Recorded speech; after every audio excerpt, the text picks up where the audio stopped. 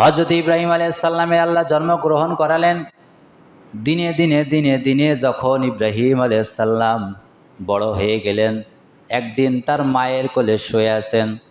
মায়ের কোলে যখন শুয়ে আছেন, বেশ কিছুদিন বড় হওয়ার পরে যখন তার বিবেক এবং বুদ্ধি ফিরে আসে, সে জিজ্ঞাসা করলো, মা, আমার সৃষ্টিকর্তাকে?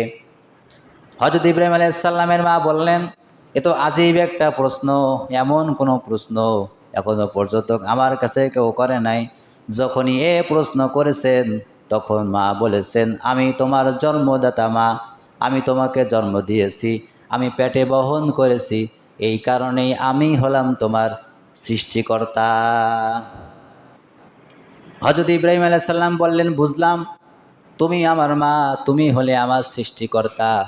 মা, হিসাব অনুযায়ী দেখা যায়, তুমি যদি সৃষ্টিকর্তা আমার হও, তাহলে তুমি আমার মা, তোমার সৃষ্টিকর্তাকে? আবার প্রশ্ন করলেন। প্রশ্ন যখন করলেন, তখন মা আরও অবাক হয়ে পড়লেন যে এ কী প্রশ্ন। তিনি তখন আবার বুদ্ধি খাটিয়ে বললেন, আজর হলে তোমার বাবা, আমার স্বামী, সে ইনকাম করে আমাদের খাওয়ায়, এই জন্যই হলেন আমার সৃষ্টিকর্তা হলো তোমার বাবা আজর।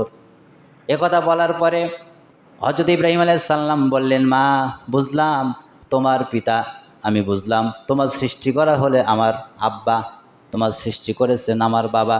তাহলে হিসাব অনুযায়ী, সূত্র অনুযায়ী বলো তো দেখিবা, আমার বাবা আজরের সৃষ্টিকর্তাকে? আবার প্রশ্ন করলেন।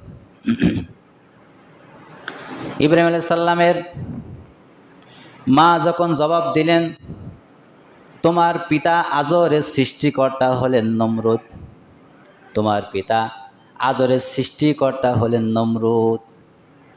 তখন আবার জবাব দেয় যে, মা, সূত্র অনুযায়ী আমার সৃষ্টিকর্তা তুমি, আর তোমার সৃষ্টিকর্তা আমার বাবা, আর তাহলে আর আমার বাবার সৃষ্টিকর্তা নমরুদ, তাহলে নমরুদের সৃষ্টিকর্তাকে? দেখেন, এমন কোনো প্রশ্ন নবী রাসূল ছাড়া কেউ করতে পারবে? বুদ্ধি কিন্তু আসবে না। তো মা যত প্রশ্ন করে তত মা অবাক হয়ে যায়। এ কথা অবাক হয়ে যায় শুনে।